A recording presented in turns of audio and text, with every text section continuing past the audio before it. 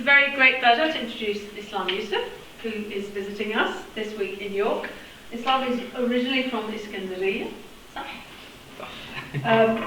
and in Egypt, Alexandria in Egypt, and studied at Ain Shams, Cairo. And I also studied there, but not for as long, and not at the same time. And then he moved a very, very, very long way north and did his MPhil and PhD north of the Arctic Circle at Tromsø. Am I pronouncing that right? Ish. I never know what that vowel is at the end. Yeah. But it's not stressed, so Tromsø. Tromsø. Tromsø. Anyway. And completed his PhD in 2013, working with Bruce Moran and someone else. Martin, can I go? And Merton Craig in formal phonology of Arabic place assimilation. And that's going to be coming out in an amended, updated, shiny book form soon. Islam is still in Norway, quite a bit further south, not outside the Arctic Circle, but still a lot further north than us. I looked it up and it's the same latitude as the southern tip of the Shetland Islands. That helps you. So you've still come a long way down to see us in York. And is associate professor at the University of South Eastern Norway, who, and that university regularly sends students to study at the University of York Norwegian Studies Centre. You didn't know there was one, but there is. So across campus there is a Norwegian Studies Centre, and so we're benefiting from a free visit of Islam, who's here accompanying students on that visit. Islam works in formal phonology of Arabic, mainly, and particularly typology across spoken dialects, so tick my interests there. Also some social linguistics, and also a recent dictionary of phonetic and phonological terms, which I'm sure you'd like a copy of. So you have to ask Islam how to get a copy. And you would have brought some more copies. Yes. A bunch of We'll organise a way to get hold of a copy. So. Many of his recent papers have been, he's worked on vowels, he's worked on many different aspects of assimilation, but his recent papers have been on consonants, and with a recent focus on variants of R, and that is the subject of his talk today. Thank you very much. Thank you so much for this nice and thorough introduction. Very flattering. So I also want to thank you for giving me the opportunity to present this project that I've been working on for some years already, maybe 3 years. So without further ado, my talk is about phonetics and phonology and their relationship. I'll talk about Rhotics and I'll talk about Arabic dialects, not necessarily in this order. The outline of the talk, so first we'll talk about the challenges of studying R, Rhotics in general, and then I'll talk about the kind of theoretical assumptions and framework that I'll be using in the analysis, hopefully to resolve some of these challenges and issues. And then I'll let you know briefly what we know from the literature about Arabic R, particularly in relation to the distinction between plain and emphatic types of R. So this is all sort of an introduction, and then the details come from a thorough investigation of R's behavior, so both distribution and phonological activity in 3 different varieties of Arabic. So Moroccan Arabic is one, which belongs to a group of dialects that I call split R dialects. The second dialect is rural Palestinian Arabic, which belongs to the emphatic R dialect.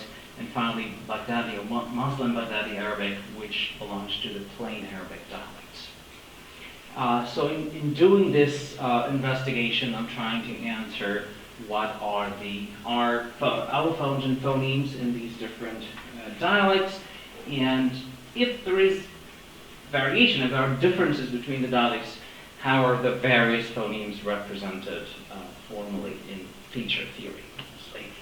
And then finally, I will conclude and discuss the implications for the phonetics-phonology interface.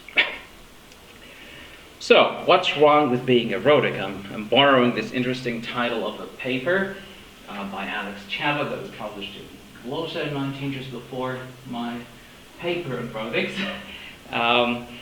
Well, first, about 75% of all languages in the world contain some form of R, according to Ladefoged and Madison. And among these, only 18% or so contrast two or more R phonemes. The rest have just the usual single R phoneme. We know that Rhotics are very elusive in nature. And according to Scotty, problems start with simple statements like language L has a phoneme R. And, so what does that mean? And so such claims and the fact that, tensions between these claims and the fact that R tends to be an isolated phoneme most of the time. It tends to form a class of its own, and it also has a lot of phonetic variations. So we know that Rhotics are a phonetically heterogeneous group, more than any other. We find variation in terms of manner, place, and voicing. So in terms of manner of articulation, you find all sorts of non-stops, taps, trills, fricatives, approximants, and vowels. Some of those are also grouped as non-Rhotic consonants, like the Wieder fricatives in some languages. In terms of place of articulation, you find all sorts of chordal, lingual place of articulation from front to back, alveolar, post-alveolar, as well as dorsal place of articulation, so both Wieder and Uviter. There's been little agreement that there's a single phonetic articulatory or acoustic property that unifies all sorts of R. So Rhotics end up being, or membership in the group of Rhotics end up being a conventional process that is based either on diachronic information, on an IPA symbol that resembles an R somewhere, or just orthography. And we do find this kind of variation not only across languages and dialects of the same language, but also within a single variety. Most of that variation has to do with some sort of allophonic variation for the usual R phoneme, but we also, more interestingly, find a few languages that contrast two or more R phonemes. So, what are Rhotics then? While Rhotics are, quite variable phonetically, there is good reason to say that they form a class phonologically.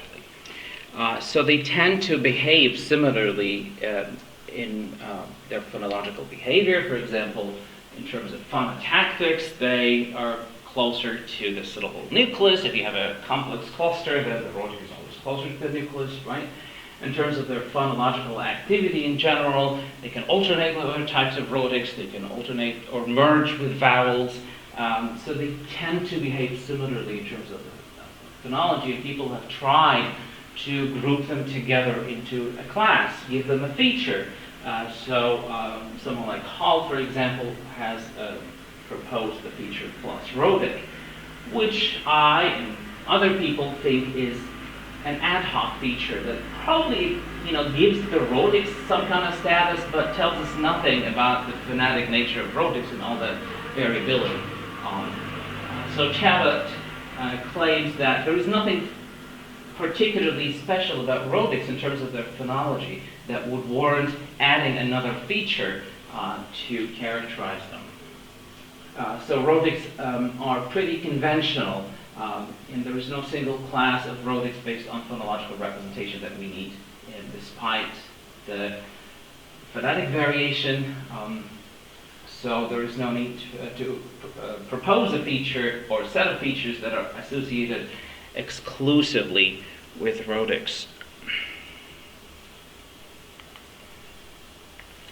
So this kind of apparent conflict between all the phonetic variation and the somehow phonological uniformity shouldn't be a problem, or is a problem for some theories, but shouldn't be a big problem for theories which do not require phonological classes to be phonetically based, or to be represented by a universal set of features, with phonetic correlates. And this is the kind of analysis that I'll be pursuing here. So what are the theoretical assumptions for my analysis? First, my analysis draws on a modular approach to the sound component of grammar, where it's important to distinguish not only 2, but 3 levels of representation. So 2 levels of phonology. So we have an underlying level of phonology and a surface phonology level that is not necessarily identical to the surface phonetics level. So the 3rd level is the spell out, the phonetics, which is not necessarily part of grammar. So when we analyze an elusive class like Rhotics in terms of feature representations, we want to concentrate on these 2 levels of phonology and not care so much which, the last one of which can map quite often to phonetics, but phonetics will not always map to this second surface phonology level. So the feature analysis, therefore, should be concerned with contrastive phonemes and should be based on their distribution in phonological activity rather than on phonetic properties or phonetically driven changes. These are my assumptions about the nature of phonological features themselves. Features we know are the building blocks of segments. I assume minimum specification, where any redundant features are eliminated from the grammar. I also assume that features are privative rather than having plus and minus values. And as a consequence of this, when the features are built on the basis of distribution and phonological activity, you get some language-specific effects that they will not be universal across all languages. So this is in line with representational economy in the Toronto School of Contrast. In terms of their origin, I'm following Mielke's emergent feature theory in assuming that features are not intuitive, but they are learnable. They are discovered on the basis of actual linguistic experience, in the sense that we apply our cognitive powers of categorization and generalization to phonological patterns that we have, and therefore then forming phonologically active classes as cognitive categories that are then interpreted as features. And finally, in terms of their organization, features are organized in a hierarchical tree structure or geometry. This is in line with most models of feature geometry under class nodes. So features that behave together as a unit are organized together under a certain class node, like a consonantal place or vocalic place or matter of voice and so on, in line with unified features theory and some other theories of feature geometry. If any of you is familiar with my work, this is the model that I've used a lot, starting with my dissertation and many other publications. And I want to briefly introduce this framework called the parallel structures model. This follows a modular, minimalist, and contrast-based approach to feature representation. And it's basically a synthesis of some fairly standard proposals in phonological literature. The basic architecture or skeleton of representation in the PSM, or parallel structures model, looks like this, where we have consonantal class node and a vocalic class node that is dependent on the consonantal class node, and a set of features that are identical for consonants and vowels. So there are loosely defined features that can apply equally to consonants and vowels, both for place, manner, and laryngeal articulations. And this helps us nicely analyze interactions between consonants and vowels across processes, among other things, and also phonetic similarities between consonants and vowels that we know about. This model is also quite concerned with economy, both in terms of featural economy, so we're trying to use the minimum possible feature combinations and minimum possible number of features in a particular analysis. So when it comes to structural economy, also those very few features that we use recursively for consonants and vowels are also combined in the maximum possible way. So complex structures, for example, with multiple features entail that there are also settings with less complex structure, for example, in line with element theory. Then it's probably worth saying a couple of words about the place and manner tiers in the PSM. So when it comes to the place tiers, we have a C, consonantal place node, and a vocalic place node that utilize the same features, three broadly defined features like labial, coronal, and dorsal, for example.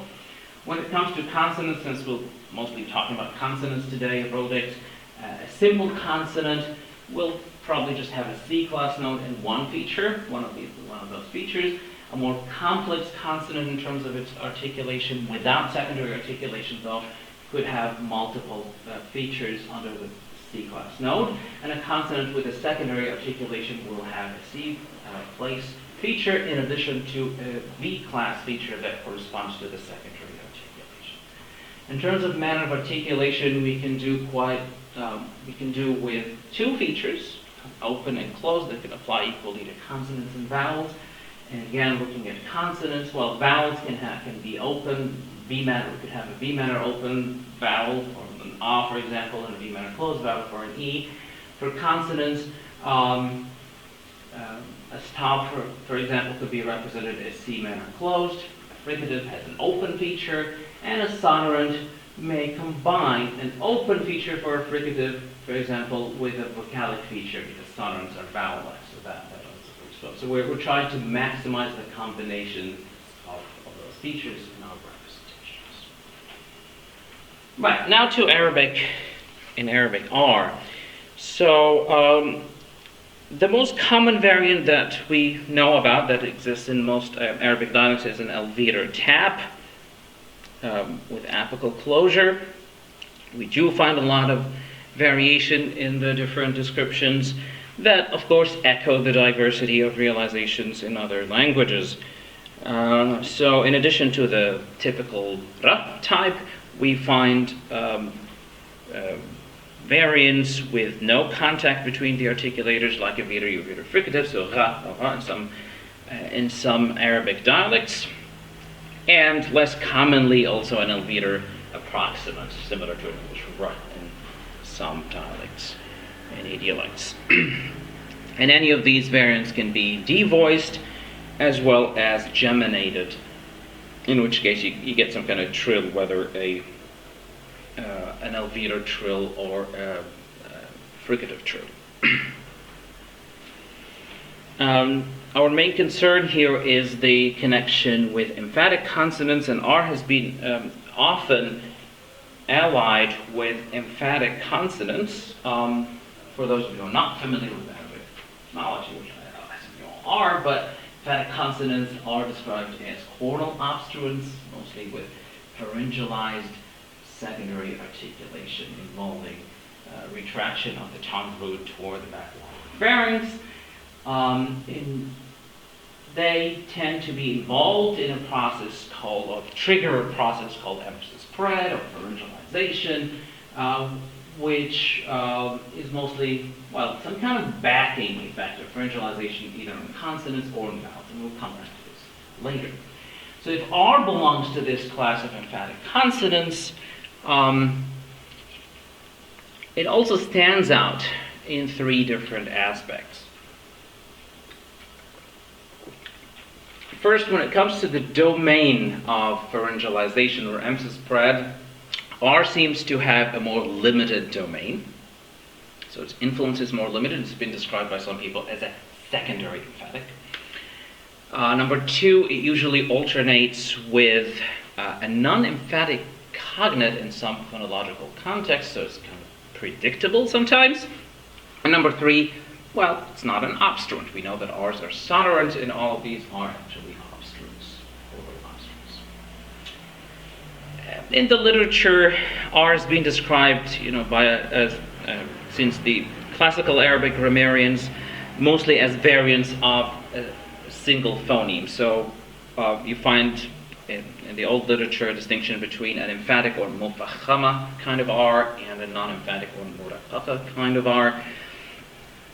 But also in more modern literature, researchers of Eastern Arabic dialects have named some predictable contexts, while in other non-Eastern Western Arabic dialects there could be some contrasts between different kinds of R. So in many Eastern dialects the claim is that there's a distinction between purely phonetical, predictable distinction between a pharyngalized allophone of R, or next to back vowels and next to one of the other emphatic consonants, and sometimes next to uvulars, and a plain allophone that occurs next to front vowels. In the Western dialects, the opposition takes on a distinctive value so clear that we can speak of two distinct phonemes, a plain R and an emphatic R, with a lot of evidence, for example, from minimal appearances we'll see later. But the controversy remains, as you see in this quote here from the dissertation from the 70s by Ghazali. In almost every investigation of pharyngalized consonants in Arabic, there's a section on unresolved problems, most of which are about the irregular behavior of R. So whether these R's are different phonemes, whether they are allophones of the same phoneme, and in that case, which one is the fundamental phone, and how do we characterize them? So this has been the main motivation for my research when I started working on this 3 or 4 years ago. There is very little description of systematic differences of variation of Arabic R. This doesn't necessarily reflect researchers' denial of variation, but the fact that the behavior is apparently random, or there seems to be a lot of variation, and rarely corresponds to clear-cut divisions. But as we saw, there's a lot of phonetic variation in phonological heterogeneity in the behavior. This is why I think it's very important to analyze art phonologically and not phonetically, and sort of separate those domains so that we can have reasonable representation of our variation based on phonological facts. So we want to seek evidence in the phonological behavior of R, sometimes disregard the phonetics on a dialect by dialect basis to find out about this typology. So in this talk, I'm going to examine 3 distinct Arabic dialects that I mentioned: Moroccan, rural Palestinian, and Muslim Baghdadi, to answer these more detailed research questions. How do plain emphatic R sounds pattern in a given variety? Which patterns exhibit contrast and which exhibit predictable allophony? Number 2, what is the underlying form for each R phoneme, and what evidence exists for assigning it a specific representation? And finally, what are the patterning similarities and differences, if any, across these dialects? So my paper from 2019 typologizes Arabic dialects into 4 major categories. You see here what I call the split R dialects, the emphatic R dialects, the plain R dialects, and the uvular R dialects, which we're not going to talk about today. So the 3 dialects that I've chosen to talk about represent the first 3 types of R in this typology, and we'll go through them in detail. So the first one is Moroccan Arabic, which belongs to the class that I dubbed split R dialects. Those are dialects with 2 contrastive R phonemes, so a plain R phoneme and an emphatic R phoneme, with a historical split in the dialects that is said to have resulted from some morphological and lexical diffusion.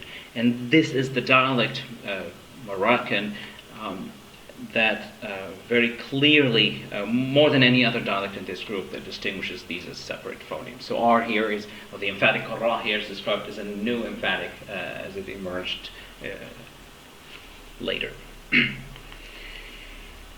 Although there is some variation, we'll assume that R is phonetically an alveolar tap in this variety. And then first I want to briefly look at the consonant inventory of Moroccan Arabic, which, as you see here, has a number of obstruent emphatics. For example, voiceless plosive ta, and then fricative sa, and then the voice counterparts la and la. So leaving ra aside now, we'll need to get to this conclusion in the end that we have two R phonemes. There are also a number of sonorants, since we have, so these are the two things that concern us here, the emphaticness, the coronality, and the sonorant, since R is typically described as a sonorant. So here the sonorants are the nasals, the lateral L, and the semivowels, in addition to R. So first let's look at the distributional facts from this dialect. The literature shows considerable agreement that there is a phonemic distinction. The most compelling, of course, comes from minimal pairs like those you see in one, where you have the entire word, ra'ib, ra'ib, haram, haram. The only difference is an emphatic ra versus a non-emphatic ra. Also with the additional effective emphasis, so the dot under here is the domain of emphasis breadth, so that means all the other sounds are pharyngalized in that particular domain because of that emphatic sound. Okay?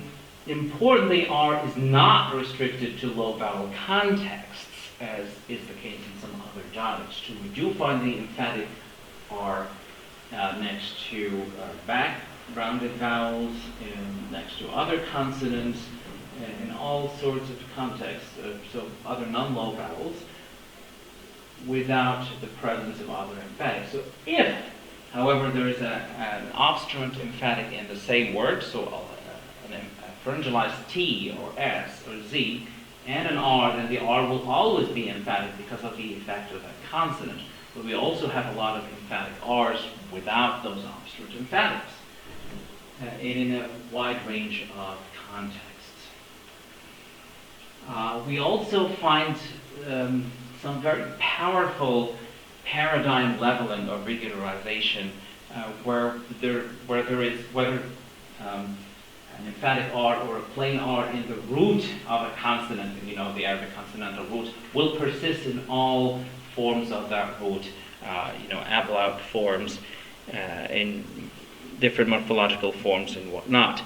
And that results in finding a ra, for example, an emphatic ra in context that you would normally have a de-emphasized or ra in other dialects, as we'll see on the next slide. So you get also shrib for drinking and not shrib in this particular dialect. And when you have a non-emphatic ra, then it also mostly persists in all, in the entire paradigm. So all of these facts then point to parallel distribution of two R phonemes that we have the minimal pairs, we have environments, different kinds of environments, and we can infer that the two sounds then are in parallel distribution. Compared with the obstruent emphatics, however, there is one pattern that is unique to emphatic R, and that is what is known as RD emphasis next to an E vowel. So despite those paradigm effects that we saw on the previous slide, there are a bunch of words or paradigms that do not totally regularized or uniform, where we do get this kind of alternation between a plain non-emphatic ra, for example, in the singular, and an emphatic ra in the plural. So bir, and ikbar, hmir, and hmar. This is the more dominant paradigm that we'll see in other dialects, in the other two dialects that we'll look at today. So you get this kind of allomorphy, for example, between singular and plural, and that is something you don't find happening with the other obstruent patterns, right? So this particular pattern has led to a lot of confusion among researchers, between some people denying the existence of two R phonemes altogether to Others saying, well, there is a conflict between two kinds of analysis. So there's both two phonemes, two R phonemes, and an allophonic distribution at the same time. I think the two analyses are compatible if we consider that we have two R phonemes, and then the contrast between these two phonemes is neutralized only in a particular context, that is next to front vowels.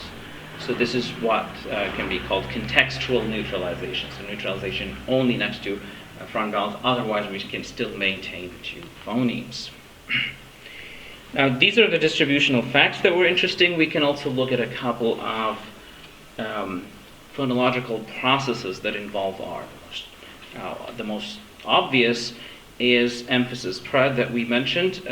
This is typically bidirectional, long-range pharyngalization of consonants and vowels. In terms of the effect is most audible on vowels, which tend to be articulated as retracted, lowered, and marked acoustically by F2 lowering in general, within a specified domain.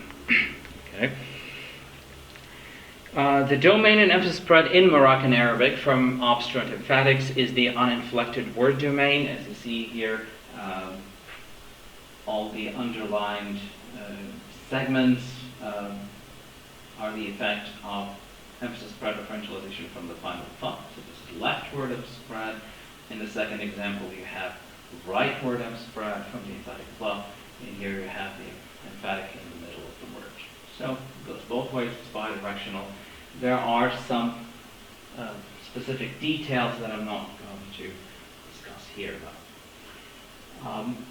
So it seems that emphatic R in this dialect has the same effect, the same influence, and same kind of domain as the other obstruent emphatics, as you see in these examples here. So the entire word is pharyngalized, even if you have the suffix. So this again further confirms that R is a true emphatic, belongs to the other emphatics in this variety. If you remember one of the earlier slides when we introduced the parallel structures model, we said that consonants with secondary emphatics can be, or secondary emphasis in, secondary articulation in particular, can be characterized with a secondary or vocalic place feature. So here, what unifies the feature of pharyngalization, the secondary pharyngalization in this class, is what I propose, a V-place dorsal feature. So this will characterize the entire class of emphatics, including R, in addition to having another C-place, or primary place feature. All right? This feature will then spread within the domain to other segments, making them also pharyngalized. Right?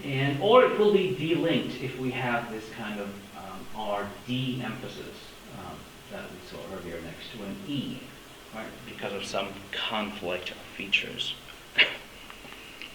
Another couple of relevant processes here is one, the total assimilation of the definite article L in Arabic that everybody knows about, so that the L becomes totally assimilated to a following initial coronal, and the result is a geminate. So rukba beneath rukba, so the L turns into an R, becomes identical to the following consonant.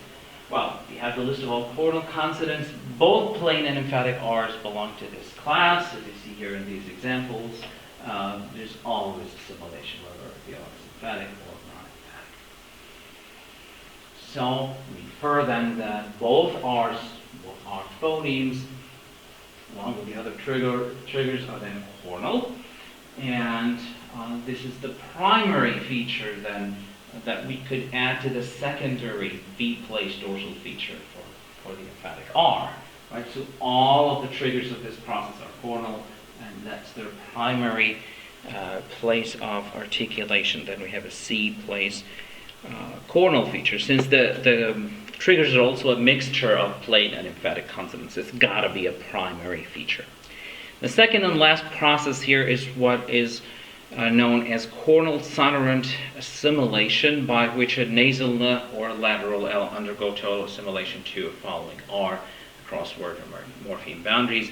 Sometimes optional, but it's pretty common and powerful process in Arabic dialects. So Nurmi becomes Rumi, Rusia becomes Rusia, and so on. So the consonants that are involved in this process are not only cornal, because there are other cornals as well that don't participate, but they also have to be sonorant at the same time. So this is evidence that R, along with the alveolar nasal and alveolar lateral, is a sonorant consonant.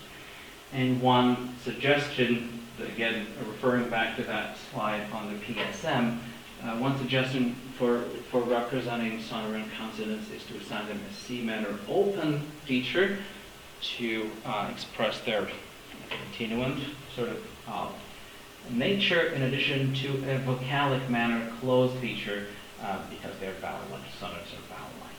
So again, using the minimal number of features possible.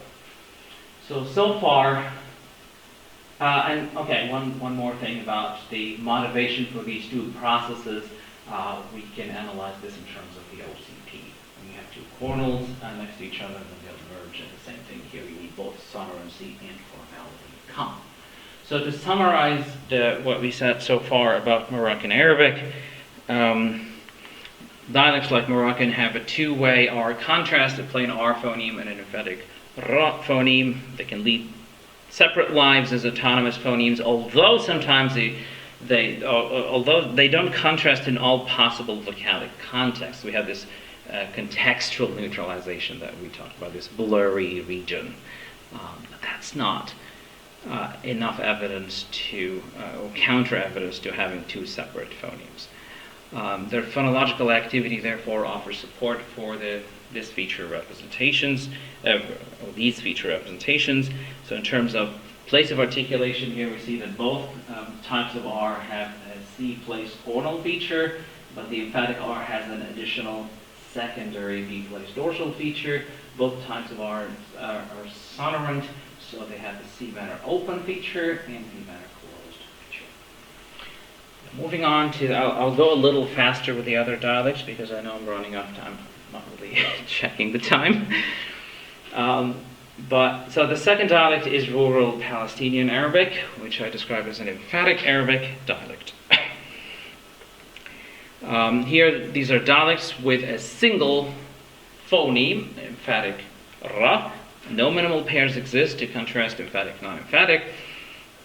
Phoneme behaves like an underlying emphatic, similar to obstruent emphatics with no non-emphatic counterpart. So we don't have evidence for a phonemic split. But we do have the two allophones, the emphatic ra and the plain ra allophone in complementary distribution. So we have the same phonetics. This is the title of my talk, right? We have the same allophones, but we have to trying to figure out the phonemes from these allophones. Well, it turned out to be different in this particular dialect. So the allophones are the same. They're in complementary distribution. This dialect, or the data from this dialect, is based on two nearly identical subdialects of northern West Bank, described by Yunus and Herzallah. This is the consonant inventory for this dialect. We know the existence of interdentals, for example, that we didn't find in Moroccan Arabic. Also affricates that we didn't find in the previous dialect. In terms of the emphatics, we have 4 emphatic consonants. There's no equivalent to the voiced alveolar plosive, so there's no va, but instead there's an interdental emphatic va. Right, so you have fa, sa, za, and va. The sonorants are the same, nasals, laterals, and semivowels in addition to R.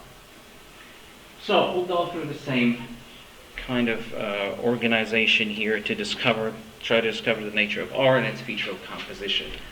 So distributional evidence first. Yunus provides evidence of one emphatic ra phoneme behaving as a primary emphatic. It generally occurs with a backed low vowel ah. So you find that the R doesn't pattern with the plain emphatics on the right. Here, if you have a n sound, or b sound, or s sound, you can have it next to a front a. So bass, akist, or nam, but you can never find a ra next to a. It has to be next to an a, right? So non, os, and so on. Another piece of evidence is that ra patterns with emphatic meters and gutturals in selecting the A-type allomorph in imala. So imala is a process whereby the feminine suffix can appear either as e or a, final e or a, depending on the preceding consonant. Basically, it's an e if the preceding consonant is kind of front, and it's an a, the preceding consonant is kind of back. So back here is a term that includes veters, uvers, emphatics, and R is included, so you'll always find an R and not an E after a rough sound, as well as with other emphatics and so on, pharyngals. So the idea here is that if we can predict all instances of R without emphasis, then we can argue for one emphatic R phoneme where ra, emphatic ra, is the elsewhere variant, and the non-emphatic plain ra is the variant, the more restricted variant that we find in some specified contexts. And Yunus goes on to discuss these exact contexts where we can predict the non-emphatic ra. So it's predictable in precisely three contexts. One is before, but not after a veter consonant. So even if there is an intervening vowel, so to the left of a K, you always find the ra, but never a ra. To the left of a ra, you always find the ra, and to the left of a ch sound, you always find the ra. And this also seems to happen to two other obstruent emphatics which get de-emphaticized in this very same context. So here you also say that you see the, where historically it would be an emphatic va, or se, where you have like sabach, right? It would be sebach to the left of a la, so serach instead of sarach. The second context is when the ra is strictly adjacent to a non-emphatic cornal, next to a cornal like a D, strictly adjacent or separated by a single vowel. No, only strictly adjacent to a non-emphatic cornal in the same stem. So next to a D, next to an N, you always get a non-emphatic plain ra. Never arna, but atna, and so on. But if they're separated by an intervening vowel, then you can get an emphatic ra. So sometimes you get these alternations. Mashing, smashing, maras, and then maras, because there's an A in between the S. So the S here is what will cause the ra to be de-emphatic, but here, because there's a vowel, it will be emphatic. Farsh is farsh. And what confirms this generalization that the ra, the emphatic ra, is the default elsewhere and the ra is the predictable one, is that also we have this de-emphasis process that we already saw in work in Arabic. So next to non-inflectional, only a specific kind of E, only non-inflectional, non-emphatic E's, and A in addition, the ra phoneme will turn out as plain, non-emphatic, right? As you see in 12a here, barih, barid, and so on and so forth, or final one, bardi. But if that E is emphatic or inflectional, it doesn't seem to affect the pharyngeality of the R. So there's no problem saying haram and jari next to an E, right? Because the E here is part of a different morpheme. Or if it's an emphatic. Right, moving on to phonological processes, the same phonological processes that we discussed earlier. We start with emphasis, pred, Right, so Younes and Davis as well discussed an interesting directionality effect in this particular dialect, namely that right word emphasis spread is more restricted than left word emphasis spread.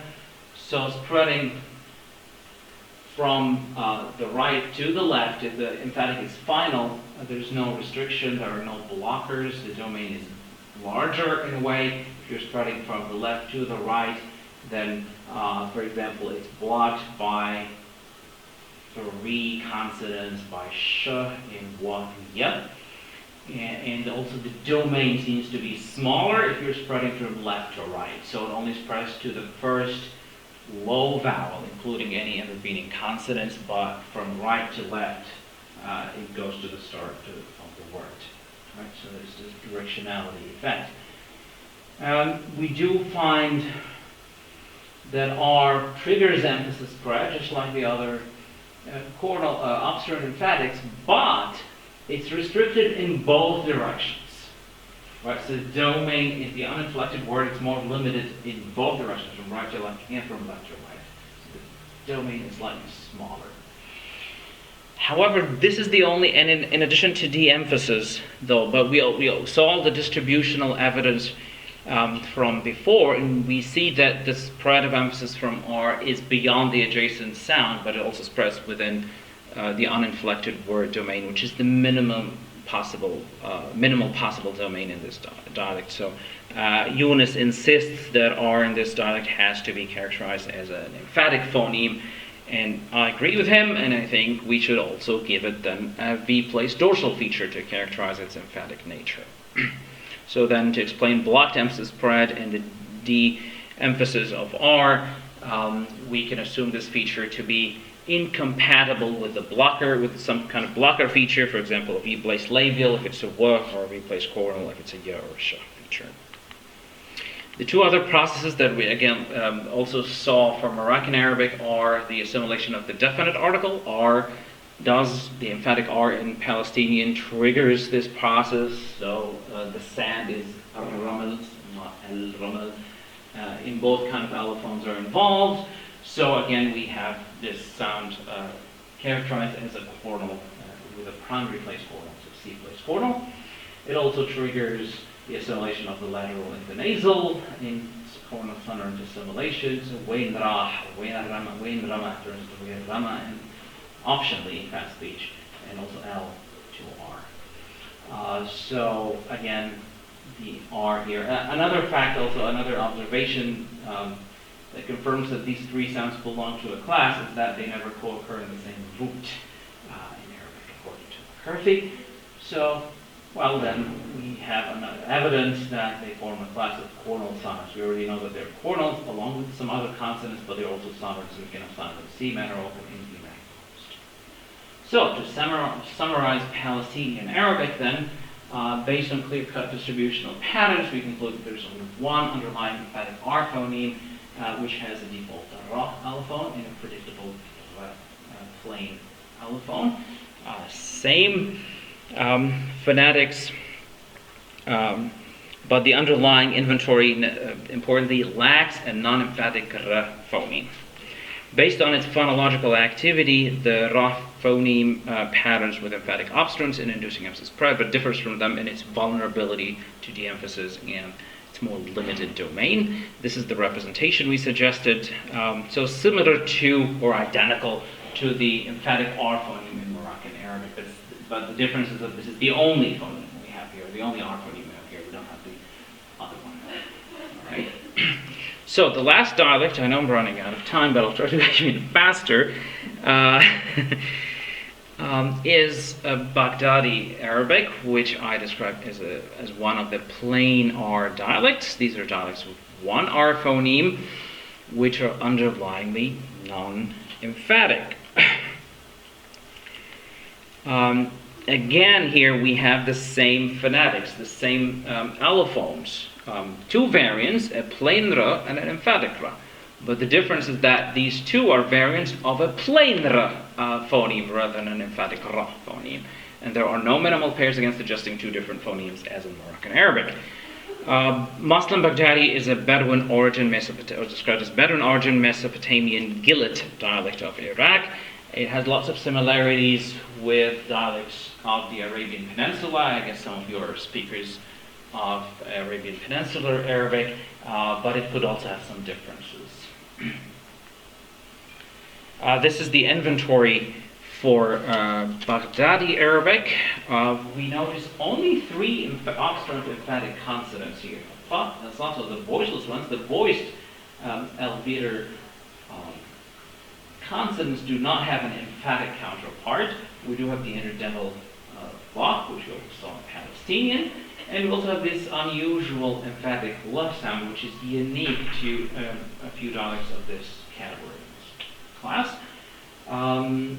What else can we say here? The inventory generally looks closer to Palestinian than it is to Moroccan. You have the affricates, for example, you have the interdentals, but there are also some differences in terms of meters and uveters. In terms of the sonorants, you have the same nasals, lateral, and semi-vowel. So, again, now most things will be familiar, so we can go a little faster. Here, there are 2 variants in complementary distribution. And non-emphatic r that we find because of RD emphasis, so before high foreign vowel, E or glide ya, and the same syllables, you get rish and barid and so on. And a pharyngalized variant elsewhere. The gesture is most audible next to other emphatics, in which case the R would always be emphatic. So you have sa next to ra, then you always get a ra. Right? Mostran. But also next to low, back, a. So we often find the ra next to an a, as well as next to some back vowels. What is interesting here, what I want you to pay some attention to here is in B, the emphasis spread, which we'll come back to, spreads only to the immediately adjacent or following vowel, and rarely to the preceding vowel. You only hear this pharyngalization in the following low vowel, and never in the preceding If the vowel is not low vowel at all, then you don't even hear any kind of pharyngalization there. So here there's nothing that is underlined. So that's an important clue that we'll come back to later. So based on these facts alone, it appears that, well, this is identical to Palestinian Arabic. You have an emphatic ra that is de-emphasized in E context, or in front, high front vowel context. It appears that ra is an emphatic phoneme. But, well, not quite. We have, I don't want to say I have not discovered it. It's been mentioned before in the literature, but I've written about it before, evidence to the contrary. This is a process that we find in Baghdadi Arabic that, well, tells us, or disproves the emphatic nature of R. And I think I presented this work before at York some years ago, this paper, at the request of Sam also. So, but I can briefly describe this process that I call labialization.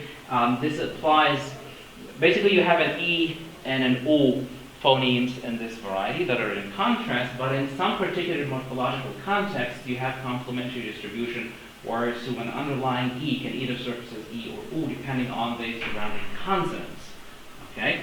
So these classes, for example, are measure 1 perfect imperfect verbs in some other derivative forms, and the example I want to give here is from nouns and nominals of the C, A, C, C consonants. So we're going to have a consonant cluster here. The consonant cluster is broken by an emphatic vowel, so the little b is an emphatic vowel. The nature of that emphatic vowel can be either E or U, depending on the surrounding consonants. Mostly the flanking consonants in the cluster itself, but sometimes the first consonant is also involved. So this is kind of predictable. So the rule goes like this. If the last 2 consonants in the cluster are, one of them is a labial, the other is any kind of back consonant, so including emphatic consonants, beaters, U-beaters, and R. Now let's be agnostic about the nature of R. We don't know if it's emphatic or back or not. Then that vowel, that emphatic vowel, will turn out to be U, as you see in 18a. So nepoch, you have a labial f and a ch, so you have a beater here, you have a labial, and the order doesn't really matter. Okay? You have a labial and a velar. You have a labial and an emphatic.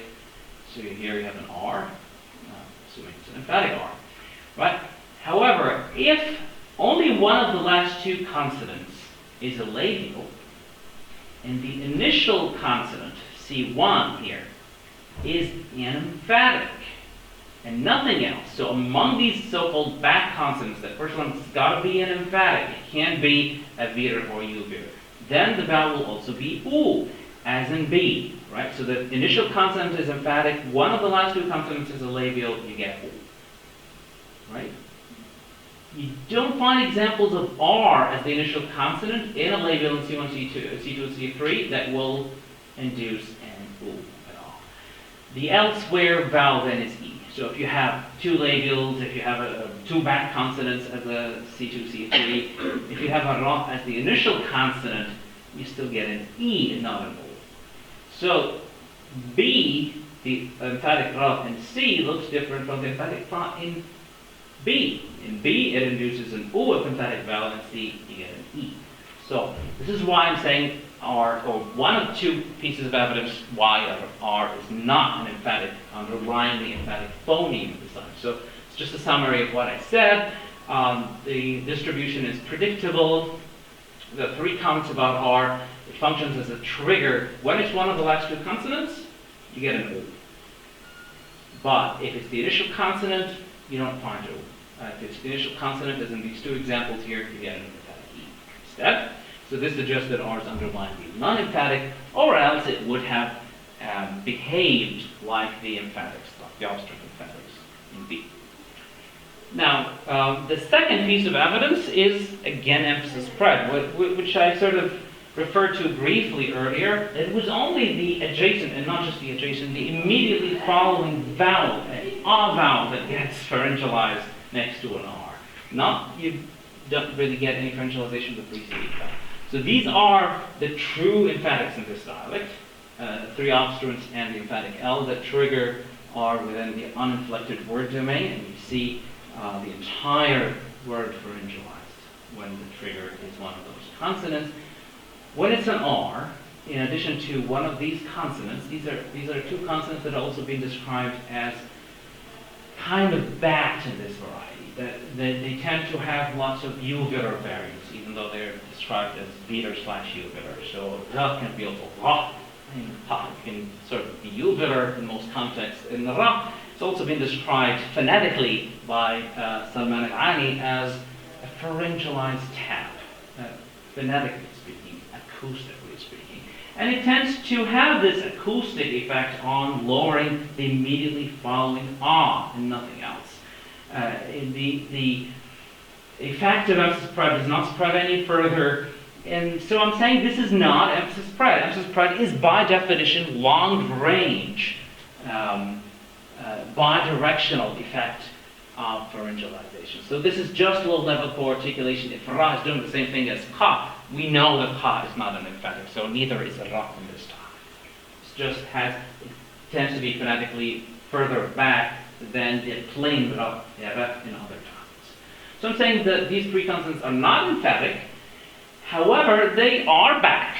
And we know from the labialization process in the previous slide that they have some kind of dorsal, they have to be grouped with the back consonants, with the velar, u-velars, when they're adjacent to the vowel.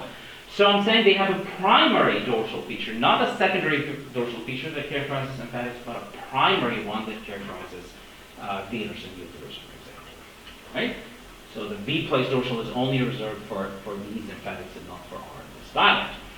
Finally, the same processes, L assimilation, R is a trigger of this process, so it is also a member of the class of C-place chordal segments, so we give it we assigned it this feature. It is a trigger of chordal sonant assimilation, optionally of the nasal and lateral, as we see these examples here. So again, we infer that all of these consonants are, in addition to being C-chordal, have C manner open and B manner closed, which characterize sonants, as we already know by now. So, to summarize Baghdadi evidence, based on distributional evidence, we conclude there's only one non-emphatic R phoneme in this dialect, with two predictable allophones. So same phonetics, same allophones, but a different phoneme. This is the suggested representation.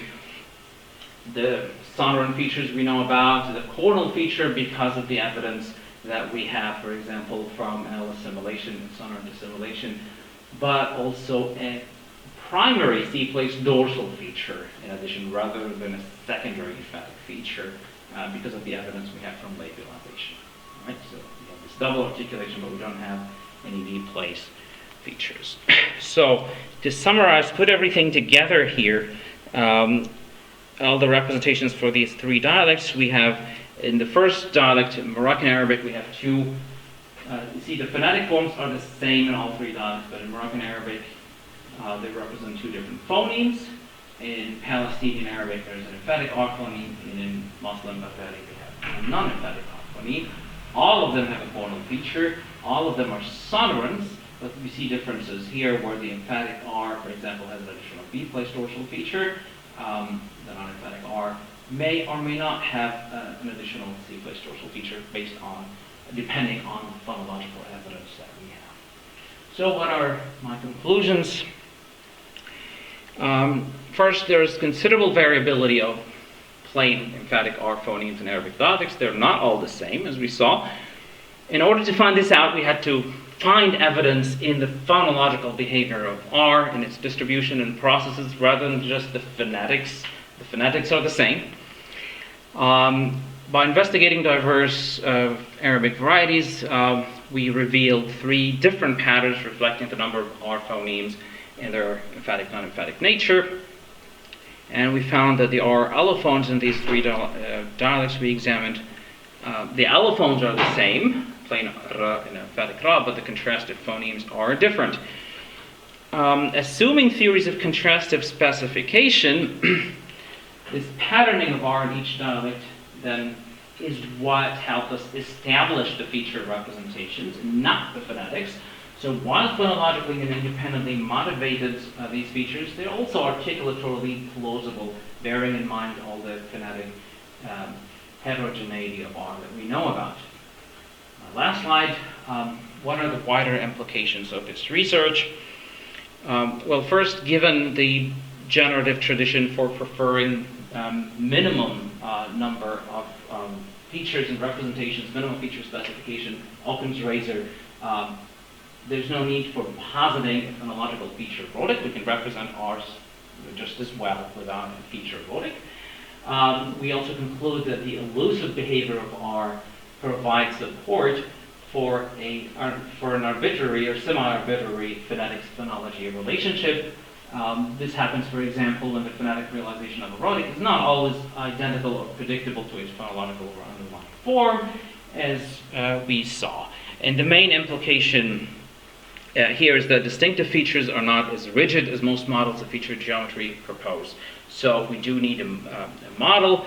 It's useful to embrace a model that is both economical and not strictly bound to substance. Otherwise, many of the generalizations that we saw would not be expressed correctly or would be missed at all. So I hope to have shown that the PSM is one such model that can fulfill these standards, and then it has some direct bearing on the study of cross-linguistic variation in general, on Rhotics in particular.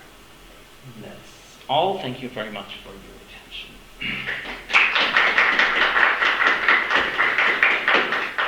Oh, 1:04. So we'll take a short little bite of questions, if there are any. Let's give Islam a break. A new break. No, that's all right. Just Any sure. questions? Sir, I have a quick question. This might be very naive, but could you go back to slide 12, please?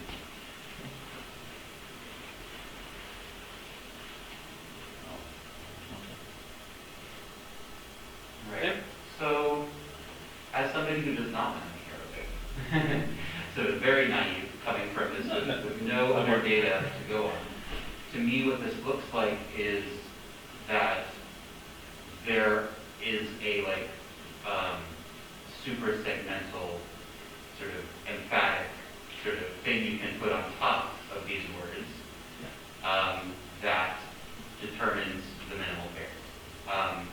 So actually, if we're talking about minimalism and we're talking about economy of our phonological theory, isn't it actually far more economical to say that there is one single R phoneme and that we just have a super segmental emphatic sort of that just blankets the entire word? Got it, Right? I mean, the only reason we wouldn't see that from this data is that we spell R with a sort of velarization above it rather than with the dot below it. But if we put the dot below the R to mean velarization, it literally just looks like you're putting dots below all of it, right? Yeah. So is there maybe this is very naive, but No, absolutely this not. is the first thing that I noticed when I saw this. Thank you so much for this question. It's not naive at all, and it's been raised a lot by Arabic phonologists. I didn't talk about it in particular here. There was no room for that, but I talked about it elsewhere. And some people do actually, some Arabic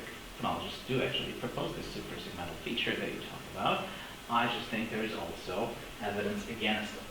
It's a perfectly reasonable assumption to make if you want to be extremely economical, but also the fact that it would sound apparently random in terms of the segmental content in the words themselves.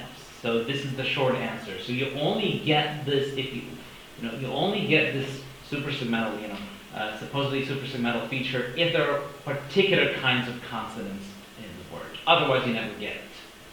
So you could assume it, of course, but then you would be ignoring a lot of segmental facts about the composition of the word itself.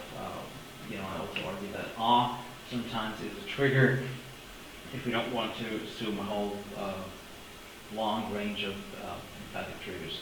Just a follow-up question though, isn't that pretty common though in models of like vowel harmony, right? So for instance, Finnish has several vowels. Some of them are front, some are back, and then it has neutral vowels. So if you have a word that only has the neutral vowels in it, then there's nothing to trigger any harmony, whereas there are vowels that trigger harmony. So could that not be a similar sort of analysis where, yes, some there's some neutral consonants, right, that don't trigger anything, but only when you have ones that trigger it does the super segmental thing come in. Yeah, no, definitely it is a valid analysis. I am trying to, this is my dissertation from 10 years ago, and I have a page or two exactly arguing against that super segmental analysis for emphasis spread.